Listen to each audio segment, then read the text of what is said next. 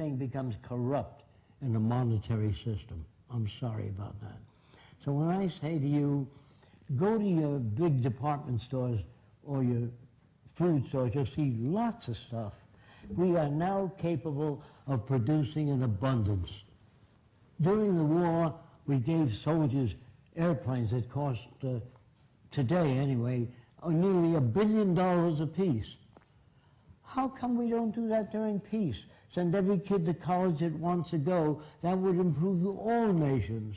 But if you don't have the money to go to college, you become second rate. So we say in the future, everyone will be given the best opportunity so that we can bring out the best in every human being.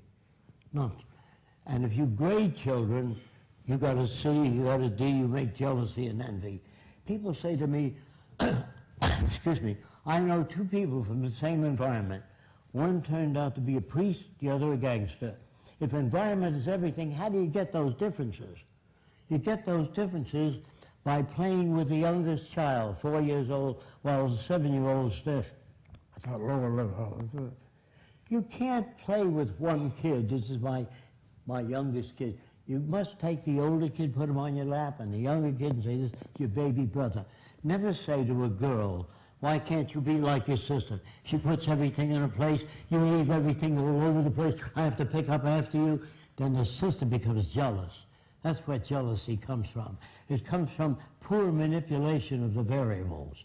In human behavior, if you give one child or treat one child as your favorite, you hurt the other children. If you grade children in school, you hurt the other kids. I got an A, what did you get? F, failure, you know. So people have different attitudes. So people that steal, all of us, by the way, are prostitutes in this system. If you sing and you sell toothpaste, you're a prostitute. If you get up and you say, I got just the house you're looking for, you're a prostitute for the establishment. So there's no good or bad people now. We're perfect reflections of the culture we live in. Again, I'm sorry about that. So if you begin to think outside the box, here's what that means. I was told by a Catholic priest who told me there are things beyond the physical, that you're trying to make the world a better place, but there are spiritual aspects. I said, what do you mean by spiritual? You mean you have no locks on your door, and you bring everyone in your home, and you feed the hungry? Oh, no. So the word spiritual is not defined by what you mean by it. A truly spiritual person carries out the teachings of religion or the finest viewpoint they can carry. Now, Jesus never wrote anything. He talked to people. And people said, I think this is what he meant. No, he meant that. So you got all these different things. And then God, let's take God, for example, the old guy sitting up in the clouds who knows everything. He's omnipotent. You don't have to tell him anything. He made every bug, every tree, every galaxy. And then Jesus proceeds to insult him. Here's where he insulted him. Just before they crucified Christ, he looked up and says, Father, forgive them, for they know not what they do. And God said, gee, I didn't know that. So how can you pray to a God? How can you talk to God? You can't even talk to Einstein, most people. And they're always talking to God. They think, due to ego problems, that they're specially selected. The Jews are God's chosen people. The Germans are the master race. You know, all these little egocentric people think that they're put here to lead the world into a better direction. I may get shot, like Martin Luther King. He tries to do something, boom, he gets shot. Now, the people that don't get shot, as a rule, are guys like Hitler.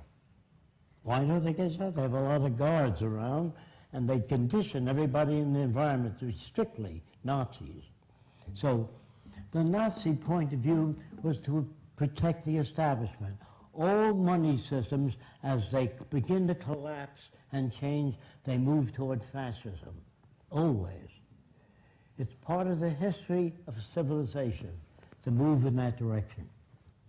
The wealthy people try to protect what they have. The people are told that that country is a bad country. They hate America. In a British newspaper called The Telegraph, the CIA or the Pentagon released information which says U.S. intends to bomb 7 countries, nuclear, preemptive strike. In the old days that meant sneak attack. Preemptive strike is a sneak attack. And they named the 7 countries, North Korea, China, Russia. Now if you do that, they're all going to be building atom bombs.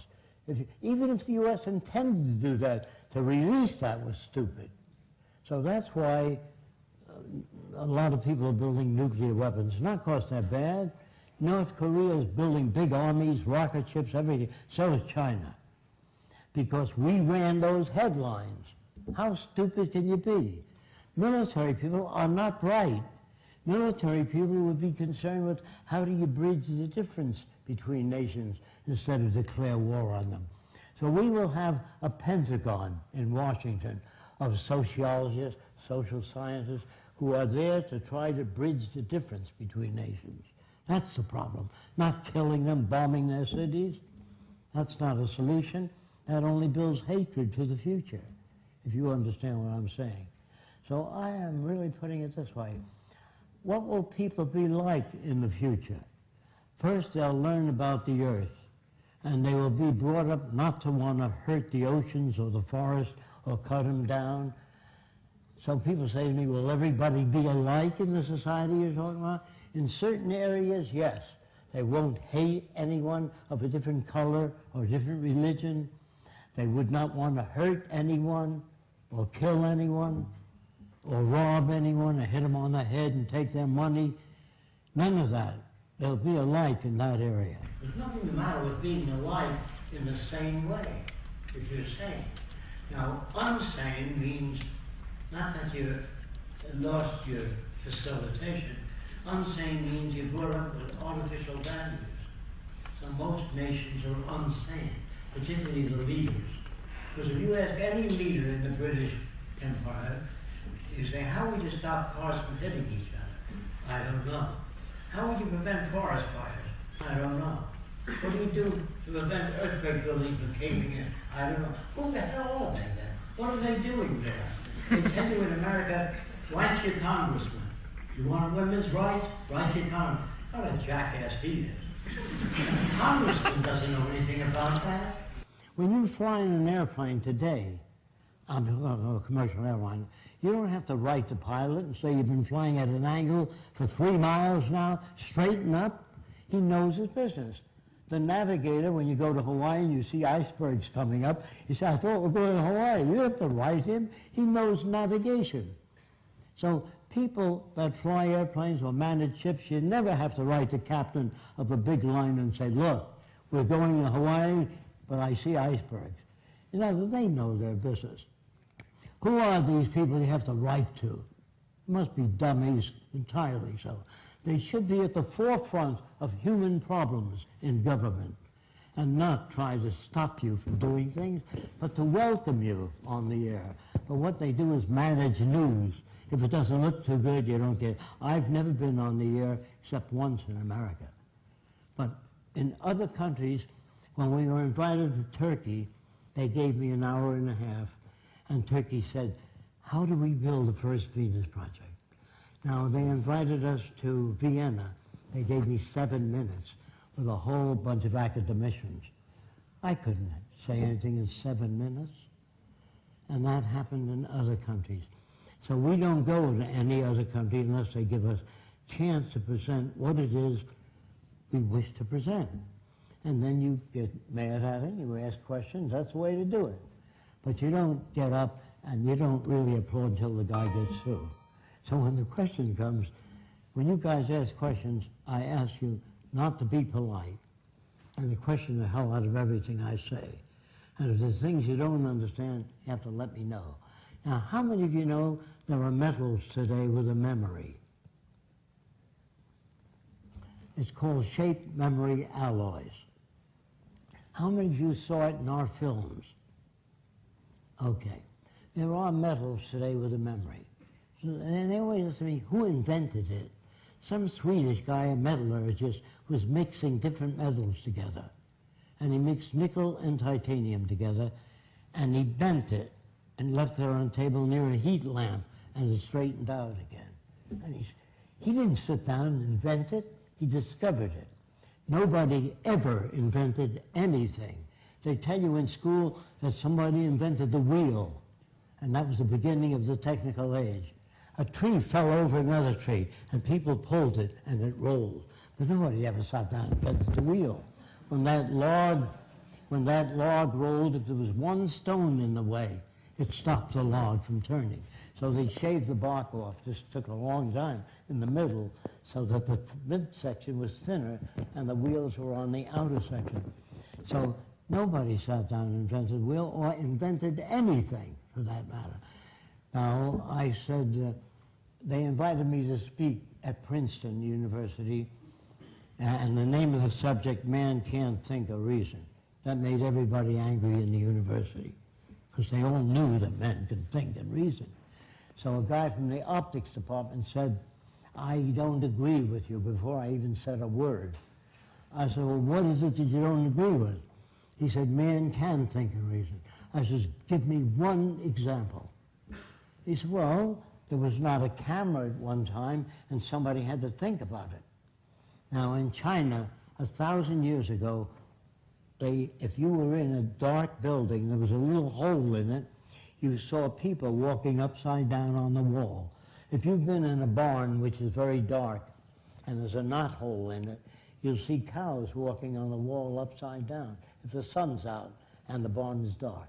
That's where the pinhole camera came from. Nobody sat down and says, got to make a camera, click. See? And now what about the negatives? Somebody had to make a negative. The American Indians used to take berry juice and squeeze it on mats they made for the floor of the wigwam.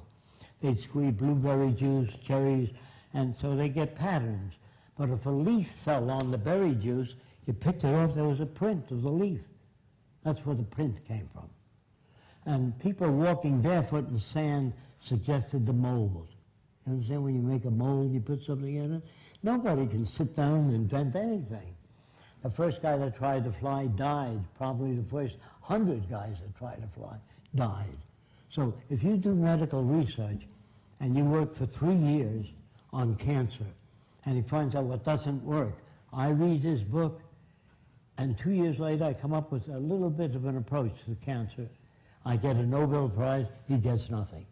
There's thousands of people just as sincere that work on problems that don't come up with an answer. You should never give a Nobel Prize to one person. All these people are hardworking, trying to find the answers.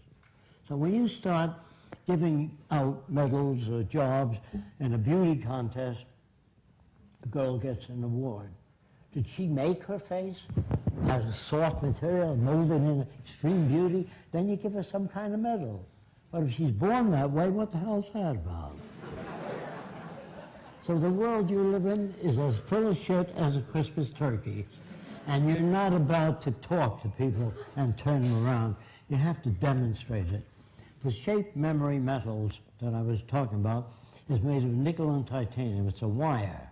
And if you took that wire and bent it in form so it spelled out Jesus Christ, put it on a table, put a hot lamp over it, straighten it up and put it on a table, and go like that, and it'll go back to Jesus Christ. You can build a following with shape memory alloys if you want to.